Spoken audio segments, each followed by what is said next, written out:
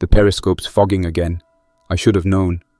I used my breath to clear the lower lens, and now I'm sitting here watching the top mirror haze over like a bathroom tile. Doesn't matter. Visibility's shot anyway. The sky's all grey and flat. No shadow, no movement. I don't see anyone. Nothing walking. Trees are still. No wind. No birds. Same as yesterday. I twist the housing back down, slowly, and reseat the gasket by hand. The seal's warped on one side where I tried to bake it dry too close to the rocket stove. It works if I push at the angle. Not airtight, but nothing's perfect anymore. A few more days of this damp, and I'll probably need to reseat the whole thing. Again. Food situation's not great. I counted jars twice this morning. 9 left that still look clean. 4 of those have white bloom along the inside lip, and I already scraped mold off one yesterday. Heated it long as I could before the flame got weak. 8 half and kept the rest sealed. So far I'm fine. Could mean nothing. Could catch up tomorrow. That's the game now. Water's worse. 1 full jug unopened. 2 that I'm nursing. Filters are slow and clogging. The charcoal I packed last spring is probably going soft. I haven't tested it, and I don't have the strips anymore. If the unsealed ones turn, I'll know when I taste it, or when I don't get back up. The air down here is thick again. I hung the emergency blanket wrong, and it's trapping moisture. I can feel it through the cuffs of my jacket. I used too much duct tape on the seams, and now I can't peel it without tearing the wrap. I should have done it right when I had clean scissors. I didn't. Now it's either leave it and deal with damp clothes, or start cutting insulation. The shelter didn't start out as a shelter. It was an old root cellar behind my dad's tool shed. He used it back when we still had cold winters and deep harvests. I used to hide in it when I was a kid, pretending it was some secret fort or mineshaft. I never thought I'd end up crawling back into it as a grown man, because the world fell apart. When the outbreak started, I was already back at the house. It's right on the edge of the tree line, long driveway, no neighbors close. I used to like that. Once the power went out and the roads jammed, it felt like a trap. First week I tried boarding up the windows. Cardboard, screws, old furniture, but the walls creaked too loud at night, and one time I swear someone was trying the side door. I didn't breathe for hours. Next morning I packed what I could and started working on the cellar. There wasn't time to do it clean. I used whatever I could pull from the shed or rip out of the house. Shovel heads, floorboards, plastic bins for hauling dirt. I dug at night and kept the tarp low. Every noise sounded like it was too much. My arms gave out a few times. My right knee locked up when the cold set in, and I had to slide down the slope on my back. I didn't stop. If I stopped, I knew I'd stay upstairs. And if I stayed upstairs, I'd be a window silhouette. The inside walls are braced with 2x4s from a fence I tore down. Floors packed dirt with a tarp over old insulation board. Ceiling's a mess of foam panel and bent metal sheeting. The ventilation pipe was originally part of an attic duct. I rigged it sideways with bends to cut the noise, but it wheezes sometimes if the wind shifts. I've got a bucket rigged with a toilet seat lid on one side, a small folding cot on the other, and crates stacked between. It's not livable. It's just where I am. The periscope took the longest. I built the housing from 2 broken mirror tiles and a piece of irrigation tubing I found down near the dry wash. I didn't cut the angles right the first few times, so I kept seeing parts of my own face reflected at weird angles. Once I finally got the view lined up, I buried it deep enough that it wouldn't get knocked by passing deer. Or infected. The top outlet's disguised under what used to be a decorative owl sculpture. It's faded and cracked now, but it still blends in from a distance. I used to spot birds, squirrels, deer. Now I see almost nothing. Last week I saw a man, or part of one. Someone moving slow up on the ridgeline trail. He wasn't walking right. Kind of a half step, like his hips were off balance. I kept the lens on him for 10 minutes. He never turned toward me. Never made a sound. I lost him in the trees, and I haven't seen him since. I still haven't named them. People call them different things depending on where they're from. I've heard rotters, walkers, biters, bleeders, dead movers. I don't call them anything. I hear them sometimes. That's enough. I pulled the battery out of my old weather radio months ago and used it to power a headlamp rig, but the connection's unstable and the light flickers. I mostly don't bother now. I work by daylight or with a small wax tin. Smoke's a problem though. Even with the vented sidewall, I caught scent on the wind one night and heard something brushing the tree line. I stayed underground for 36 hours after that just in case. I don't hunt. Not because I can't. My dad taught me how. I know how to quarter a deer, skin a rabbit, set a snare. I just never liked it. I didn't want to shoot anything that wasn't trying to hurt me. After the outbreak, I still stuck to that rule. Now I wonder if that's stupidity. I eat canned beans, dry oats, whatever I can scavenge that still has a label. I only trust sealed food. No exceptions. I made that mistake once with a foil pouch of rice that was puffed on one side. Spent the next day shaking and crawling to the corner bucket. Lesson learned. I've mapped about 6 square miles by memory. Every trail, tree marker, cabin, and ruin I've seen in the last year is sketched on a single sheet I keep folded inside a weatherproof binder bag. Most places are already crossed out, too exposed, already picked over, or I ran into trouble. I try to move only when the wind's high or when it rains. Fog is best, but we haven't had it in over a week. Right now it's cold and quiet. No birdsong, no rustling, which sounds safe until you realize that means everything with blood in its veins has already left or died. Today I'm going out. I don't want to, but the dry rice is almost gone, and my filters are running low.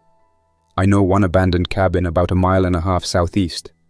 I've only checked it once, and I remember there was a root cellar door I didn't open. Could be rotted shut. Could be a broken floor. Could be a place to find something. I roll the tarp off the hatch slowly. Mud has frozen around the lip, but I crack it with a slow lean and brace my foot against the support beam. When it finally gives, it makes more noise than I'd like. I listen for 30 seconds, then a full minute. Nothing moves. I climb out, low and slow, keep my knees bent. One hand on the ground. I cover the hatch with the deadfall I left coiled last week. It won't fool anyone close up, but from 30 feet it looks like nothing. That's enough if I don't lead them here myself. I've got my pack with half a jar of dried rice, the better filter tube, 2 strips of gauze, and a folding knife. No gun. I haven't carried one since the pump action blew its O-ring and made a sound loud enough to bring in 3 of them from the stream bed. I ditched it. Took the sling though. The moss under my boots is frozen but still gives a little. I move along the side path near the pines, avoiding the main trail. That one's too packed down, easy to follow. I never use the same path twice in a week. I step around a patch where the ground dips and holds old ice. I keep my weight low and spread out my steps, not rushing, watching where branches touch each other. Anything that snaps carries far in cold air.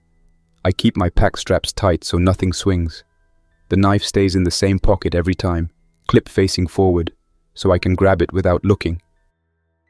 A few minutes in, I see the first track again, clearer now. It cuts across the side path at an angle, deep toe bite in the dirt where someone pushed off hard. The tread is sharp. Whoever made it ran, and whoever made it didn't care about being quiet. I stop on the spot and look around without turning my whole body. I don't want to sweep my head side to side and flash my face in open light.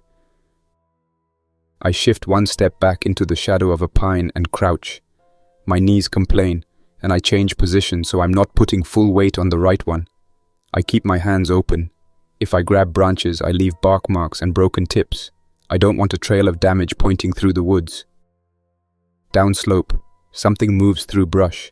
It isn't a bird. Branches don't bounce back fast. It's slow pressure, steady, then a pause.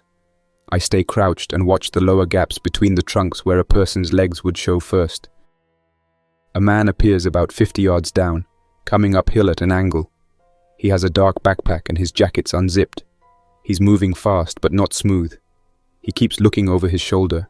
He doesn't scan the trees ahead. He's focused on whatever is behind him. I don't step out. I don't wave. I don't call. If he's running from trouble, trouble follows. He stumbles on a root and catches himself with one hand. His glove comes off and drops. He doesn't pick it up. He keeps moving. His left sleeve has a smear of dried mud or dried something darker. He looks toward my direction for half a second, but his eyes don't lock on anything. He's looking for a line through the trees, not for a person hiding in them. I hold in place and watch the gap behind him. If something follows, it comes from the same path he took. I don't hear it yet, but I don't trust silence. Silence in the forest used to feel normal. Now silence means something is either far enough away or already close enough to move without noise. A second later, I see two figures break through the brush behind the man. Both move with a drag in one leg, arms loose at the sides, heads not tracking the ground. One has a torn hoodie hanging off one shoulder. Both keep the same pace and don't look for footing. They're drawn uphill by movement and sound. The man picks up speed and snaps a branch with his heel. Both figures correct toward that sound and keep coming. The man runs across my side path about 20 yards ahead of me. His boots slap frozen dirt. He breathes loud enough that I hear it from where I'm crouched. He doesn't stop. He doesn't even glance down at the trail. He barrels through it and heads up toward the ridge line. The two figures follow and cross the same line. One trips on a low limb and falls to one knee. It pushes back up without using its hands the way a person would. The movement is clumsy, but it doesn't slow for long. The second one lurches around it and keeps tracking forward. I don't move. I keep my hands on the dirt and count the seconds by watching the swing of a bare twig in front of me. A third figure comes through about 10 seconds after the first two. This one is faster, not a sprint, but not that slow drag either. It cuts a sharper line and doesn't stumble on the same roots. Its head lifts and tilts in small movements, as if it's catching noise from different angles. It fixes toward the man's path and follows. I stay crouched even after all three pass. I don't chase. I don't go look for the glove. I don't move until the woods settle back into one consistent sound. I don't get that sound. Everything stays flat and quiet, which means whatever is up there is moving away, but it also means I can't count on hearing it return. I slide my pack strap up higher on my shoulder so it doesn't rub my jacket zipper. I backtrack 3 slow steps, then angle away from the side path and tuck into thicker trees. The cabin I want sits southeast. The direct line crosses that ridge the man just ran toward. I don't take that route now. I take the longer one that dips toward the creek and loops through the brush tunnels where the ground is softer and tracks smear faster. The detour costs time and effort. I keep moving without stopping to rest in open ground. When my knee stiffens, I change the angle of my steps and keep going. I don't sit down. Sitting down leads to staying down longer than planned, and cold makes it harder to get moving again. I pick a point ahead, reach it, then pick the next. The creek bed is low and full of old leaves pressed into ice. I step on rocks where I can, but rocks roll. I test each one with my toe first. I don't want a slip that sends my pack slamming into a tree. I move through the shallowest part and keep my boots dry. Wet boots mean trouble later. On the far side of the creek, the brush is thick enough to hide movement, but thick enough to slow it too. I push through with my forearms, keeping my hands near my chest so thorns don't shred my palms. I'm wearing gloves today, but gloves wear out, and I don't have replacements stacked anywhere. Every tear becomes a future problem. I spot an old strip of orange survey tape tied high on a branch. That's one of mine from months ago. It means I'm on the safer loop I've used before. I stop under it for a second, not to rest, but to listen and check my surroundings. Nothing moves. No voices. No footsteps. No dragging sound. I keep going, and the land rises toward the cabin site. The cabin is not a real cabin. It's a hunting shack someone built on a shallow foundation. One room, a lean-to on the back, old smoke pipe on top. The roof dips on one corner. The last time I came here, the door was shut, and the windows were intact. That meant someone might still use it, so I didn't push my luck. I walked past, circled, and left it alone. Today I don't have the luxury of leaving it alone. I reach the tree line where the shack sits, and I stop before I can see the front door. I lean my shoulder into a trunk and use my eyes first. The clearing looks the same. No smoke, no movement. The front windows are still there. but the right one has a crack that wasn't there before. I can't tell if it's new or if I missed it last time. I don't walk straight across the clearing.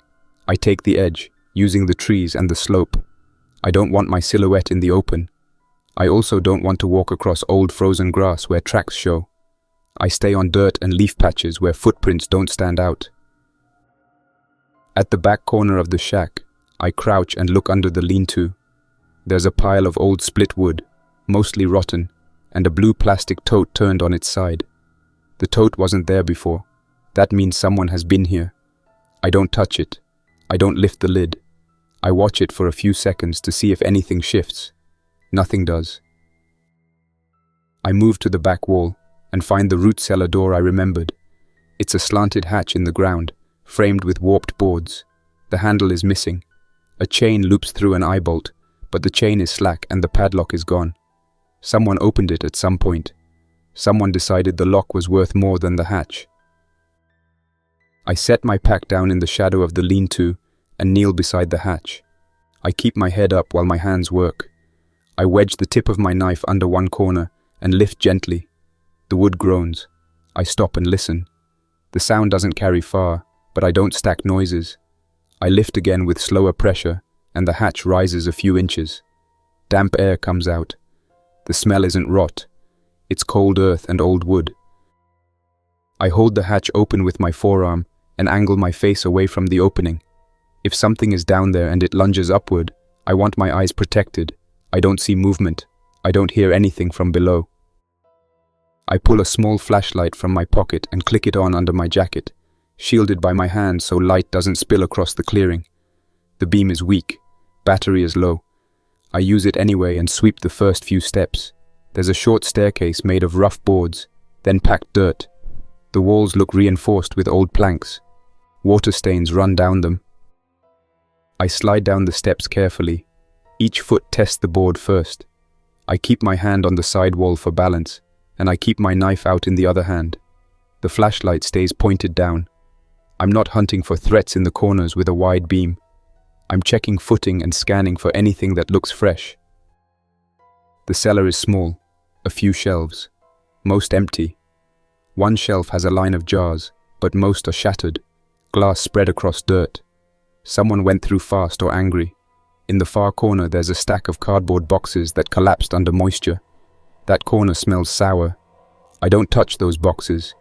Wet cardboard hides insects and rot and whatever else gets into stored food. I find 2 intact jars on the middle shelf. One is pickles. The lid is sealed, but the brine is cloudy.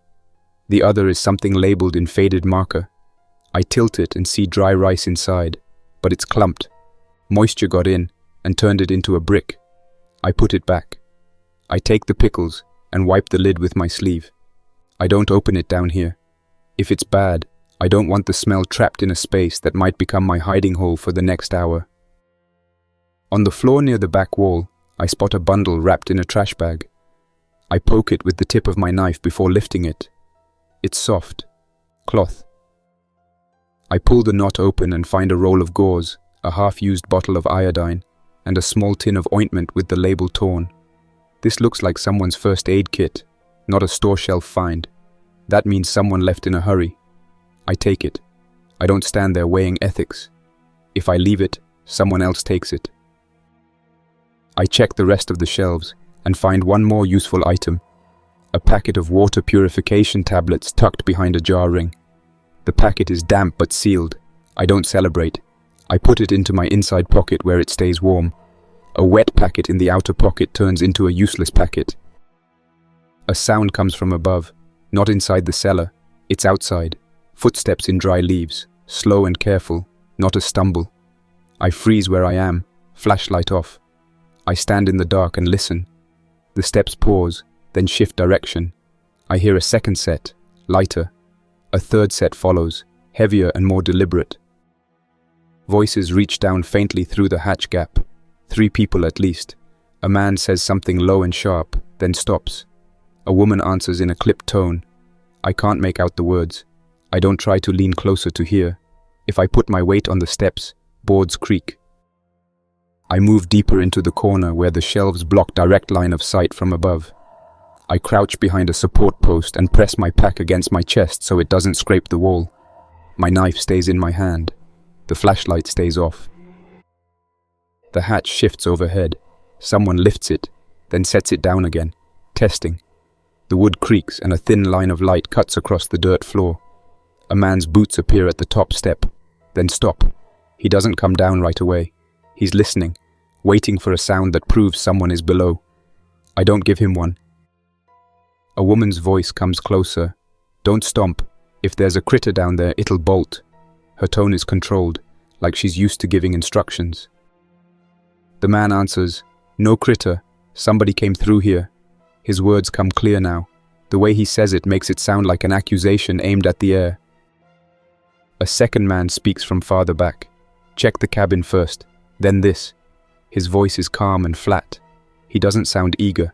He sounds like someone who wants a job done fast so he can stop moving. Boots shift again. One pair steps onto the first board. The board flexes and gives a squeak. The man stops and mutters something under his breath, then puts his weight down slower. He comes down one step, then another. Light from above spills across his shins and the edge of a long pry bar in his hand. He's not here to talk. He's here to find. I hold my position behind the post. I keep my shoulders tight to the wall so my jacket doesn't brush wood. The man pauses halfway down, then angles his head toward the shelves. He's scanning, and he's doing it in a way that suggests he's done it before. He reaches the dirt floor and moves slowly, stepping around glass shards.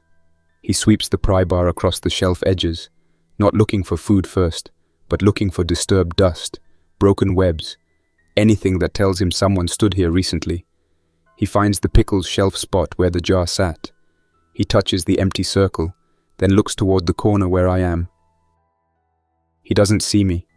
The shelf blocks his sightline, and the corner is dark. He steps closer anyway, and I shift my knee a fraction to keep balance. Dirt crumbles under my boot. It makes a tiny sound. It's small, but in a quiet cellar it might as well be a shout. The man stops. He raises the pry bar and holds it at chest height. He stands there for a full count of 10, listening. I keep my body still, and keep my eyes on the hatch.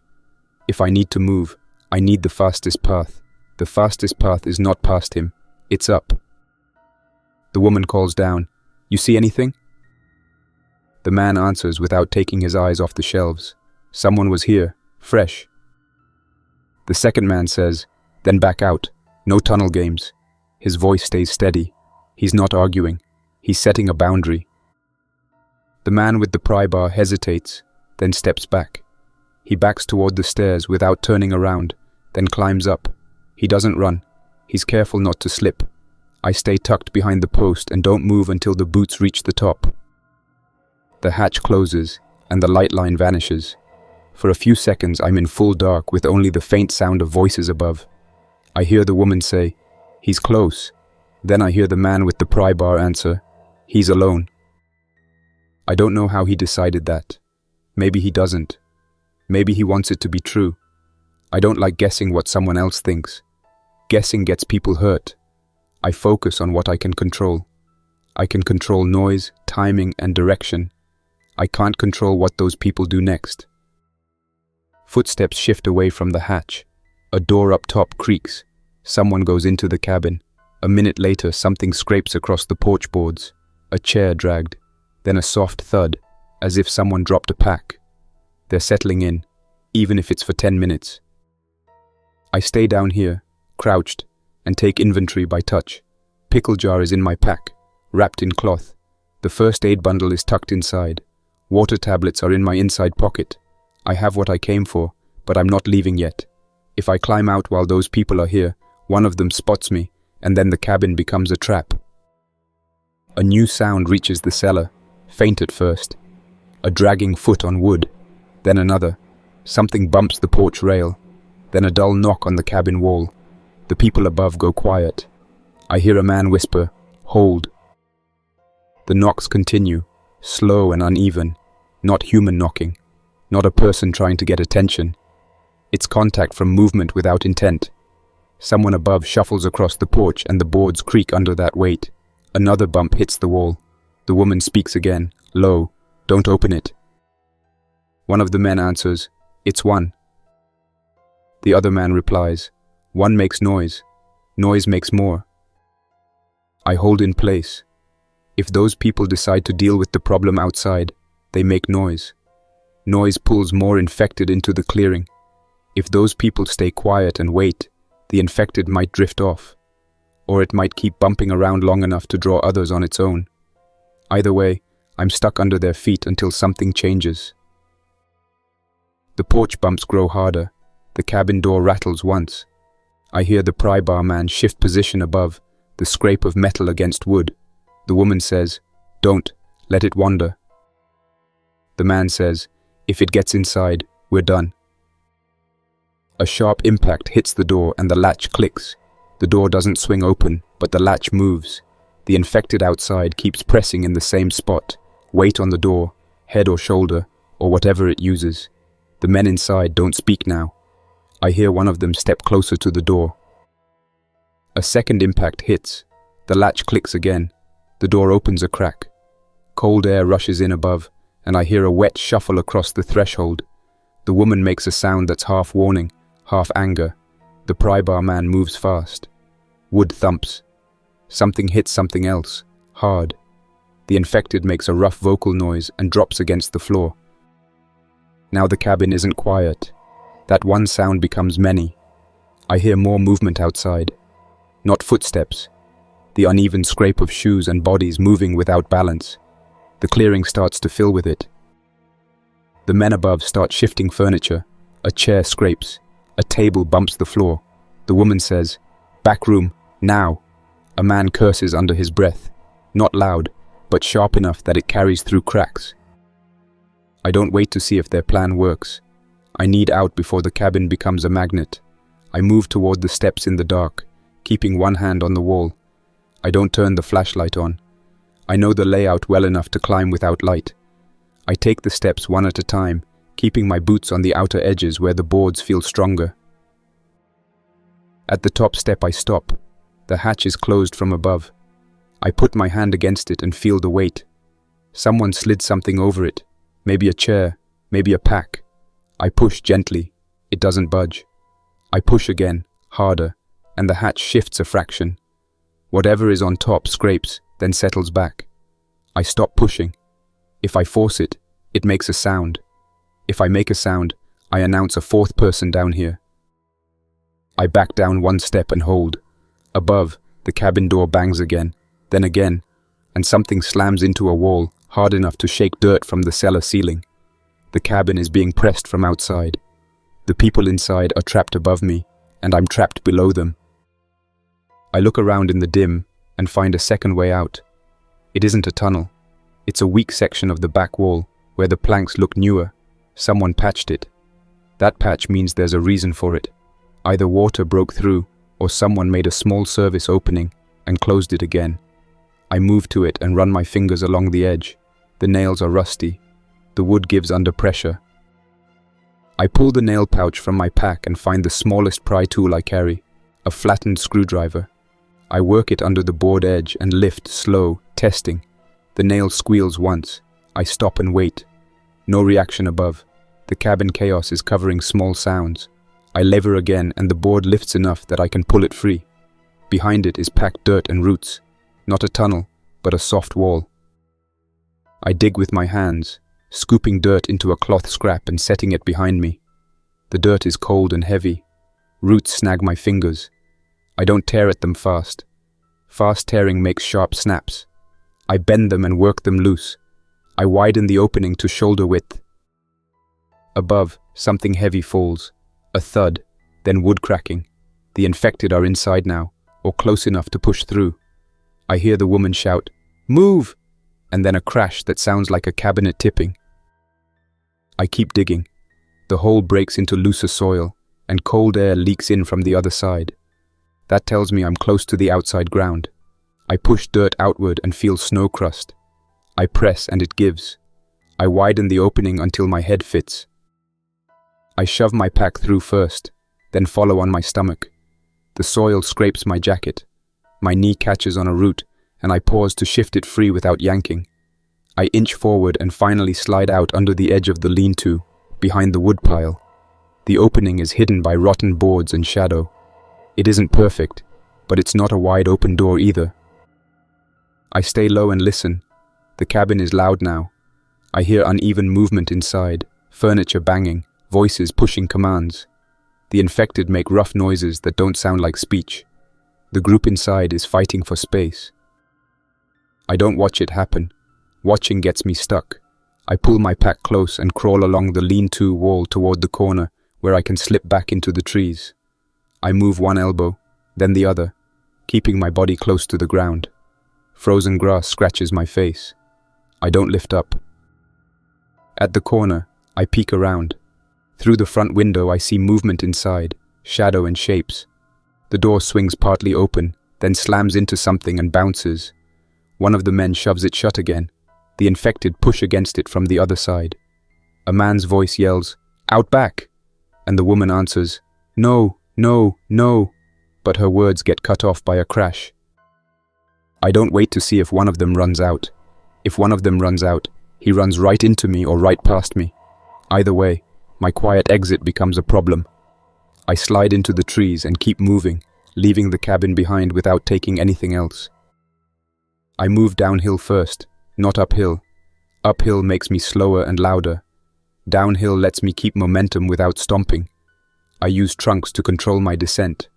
I keep my boots on dirt patches and avoid crunchy leaf piles. I glance back once and see the cabin door open wide. Something staggers out onto the porch. It moves wrong. It isn't one of the three in that group. It is one of the dead movers, drawn out by noise or pushed by bodies behind it. I keep going. I take the creek loop back, but I don't follow my own earlier path. I angle wider, moving through a thicket that scratches my arms and tears at my jacket. I don't stop to fix the tear. I keep moving until the cabin sounds fade into the distance. At the creek, I pause behind a boulder and pull the pickle jar out. I don't open it. I check the seal, press the lid center. It doesn't flex. That's a good sign. I wrap it back up. I also check the first aid bundle and make sure the iodine bottle cap is tight. If it leaks in my pack, everything smells like it and ruins food. I look at my hands and see dirt under the nails and 2 small cuts from roots. Nothing deep. I don't waste ointment on scratches. I wipe the worst of the dirt off with a damp cloth and keep my gloves on. I need to get home before dusk. I don't track the exact hour with a watch anymore. I track by light and by how long tasks take. The detour and the cabin mess cost more time than planned. I keep my pace steady, moving through cover and using the creek noise to mask my steps when I can. Halfway back, I find more tracks. Not the running tracks from earlier. These are careful. A group moved through here within the last day. There are at least 3 sets, maybe 4. Some steps are heavy, some are lighter. One set drags slightly on the right side, maybe an old injury. The trail angles toward my shelter area. I don't follow it to confirm. I don't need confirmation. The direction is enough. I stop behind a fallen log and look around for other signs. Broken branches at shoulder height. A torn strip of cloth caught on a thorn. A cigarette butt pressed into damp soil near a rock. I don't touch the butt. I don't pick it up. I just look at it and keep my mind on one fact. People are moving through my woods, and people are moving with enough comfort to smoke. I change route again. Instead of approaching my shelter straight from the creek side, I swing wider and come in from the north where the ground is rougher. It's slower, but it gives me more angles to observe. I move ridge to ridge and use trees to hide my outline. When I get within sight of the area where my hatch is hidden, I stop and take out the Periscope tube cap from my pack. It's a habit. I touch it, check the rubber edge.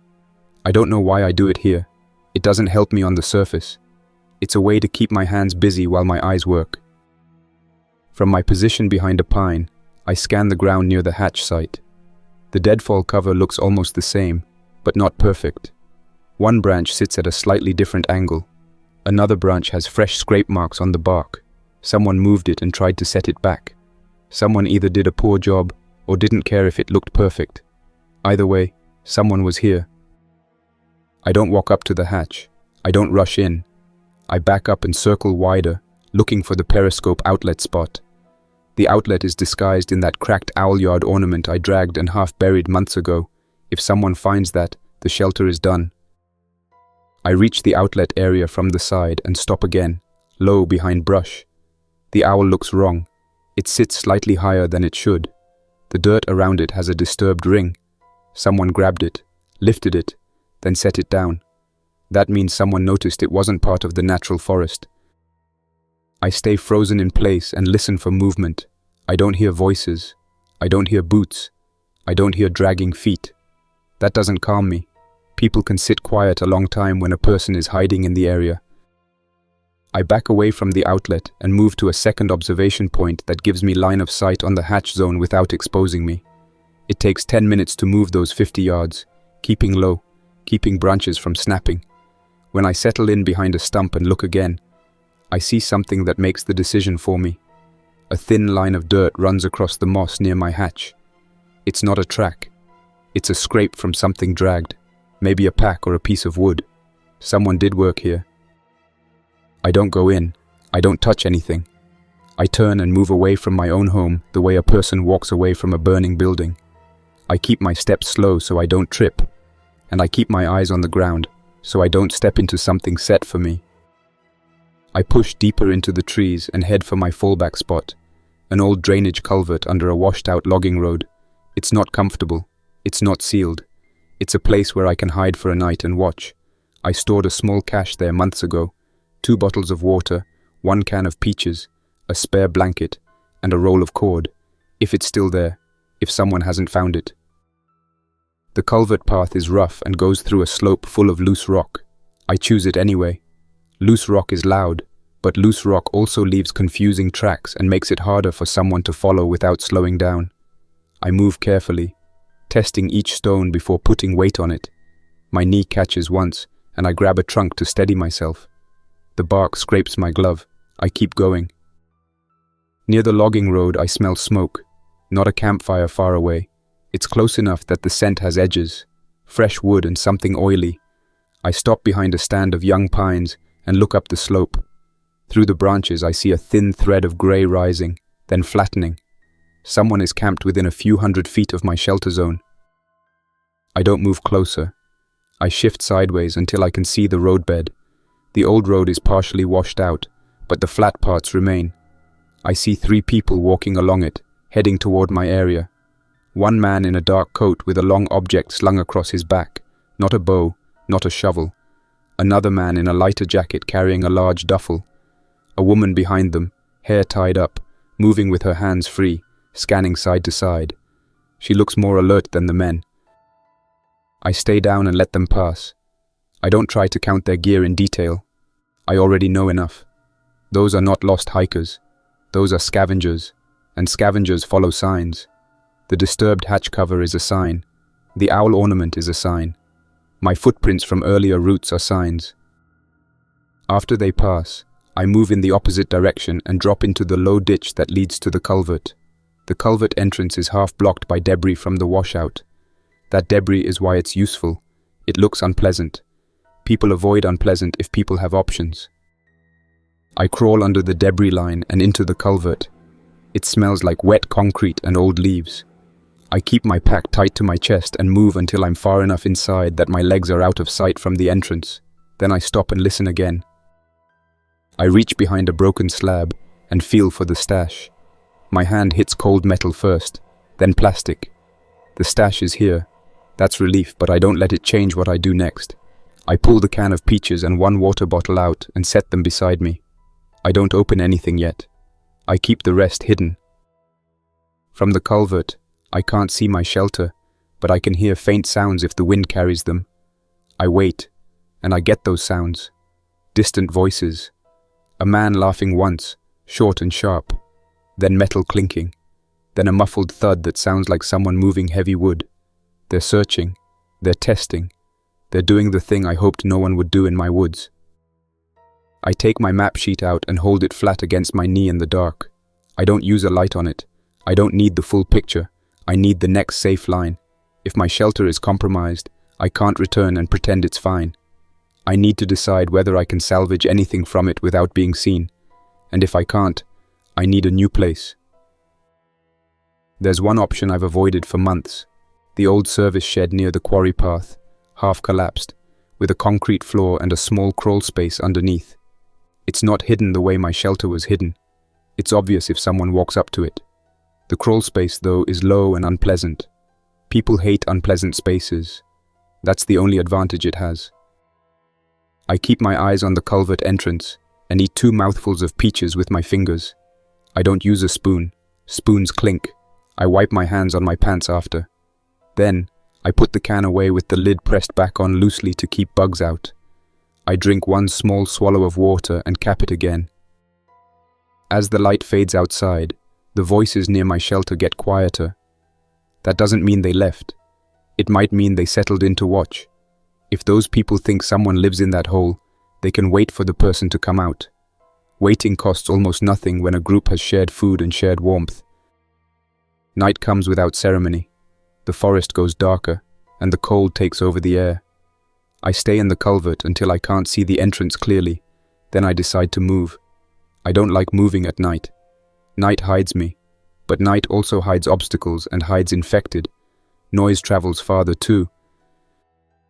I crawl out of the culvert and keep low in the ditch line. I use the logging road edges as guide rails without stepping onto the open dirt. I move through brush and count steps between landmarks I know. The split cedar, the boulder with white lichen, the old fence post lying flat. When I get close enough to the shelter area again, I stop and use my eyes, not my feet. I don't have night vision. I'm not pretending I do. I use the faint starlight and the outline of trees. In the distance, I see a dull orange glow through branches. A small fire. Someone is camped near my place. I stay far back and shift position until I can see the glow and also see the hatch zone. I can't see the hatch itself, but I can see movement near where it is. 2 figures stand close together. One crouches, then stands. A third figure walks a slow loop around the area, a guard pattern. That's not random. That's deliberate. I don't go closer. I don't try to sneak in and grab my supplies. The shelter holds most of what I own, but walking into 3 armed people to retrieve it ends in me losing everything anyway. I'm not fast. I'm not strong. I don't have a clean weapon option. The only chance I have is to avoid contact. I back away without turning my back on the area, stepping slow until the glow is blocked by trunks. Then I turn and move downhill, choosing the quarry path line. I'm leaving my shelter. That sentence sits in my head and doesn't turn into anything else. I don't dress it up. I don't argue with it. I keep moving. The route to the quarry shed takes me along a stretch where sound carries across open rock. I time it so I cross that rock band while the wind pushes through. Wind noise isn't steady, but it covers some of my foot slips. I move in short, controlled steps and keep my weight centered. A stumble on rock makes a sharp sound that can be heard from a long way off. Halfway across, I hear a faint call behind me. A man's voice, not loud, aimed at someone close. Not a shouted warning. I don't answer. I don't look back long. I keep moving. A minute later, I hear boots on rock in the distance. Someone followed. Not running, walking careful. I speed up without stomping, which means I shorten my stride and use my arms to balance. My knee doesn't like it, but I keep going. I reach the far tree line and slip into it, using the first thick brush pocket I know. I stop there and listen. The follower reaches the rock band behind me and crosses it slower. He's being cautious. That's worse than a reckless follower. A cautious follower is harder to shake. I shift left and take a cut through that leads past a patch of fallen timber. It's messy ground. Branches everywhere, dry and loud if stepped on. I move through it by placing my feet on the thicker logs that don't snap, stepping over the brittle stuff. It takes time, but it breaks a straight trail. The follower enters the tree line behind me. I hear one branch snap, then another. He's moving, but he's not matching my route. He's searching. That gives me a gap. I use it to widen distance, heading toward the quarry shed without taking the most obvious line. The shed comes into view as a darker shape against the night. Half the roof is collapsed. The front wall leans. The door is gone. From far away it looks abandoned in the way everything looks abandoned now. Up close, it smells like old oil and damp wood. I circle it once before entering, keeping to the shadows. I don't want to walk into someone else's hide. I look for signs. Fresh ash, disturbed dirt, stacked stones, a moved board covering an opening. I see none. The ground around it is littered with old nails and scrap. That discourages casual use. That's good for me. I slip inside and move to the back corner where the concrete floor has a cracked section. Under that crack is the crawl space access, a gap where the slab lifted years ago. I kneel and feel the edge. Cold concrete. I slide my pack through first, then lower myself down. The space is tight. My jacket scrapes. I don't force it fast. If I get stuck, I'm stuck. Inside the crawl space, I pull my legs in and settle into a position where I can breathe without moving my shoulders against the slab. I don't have room to shift much. I place my knife where my hand can reach it.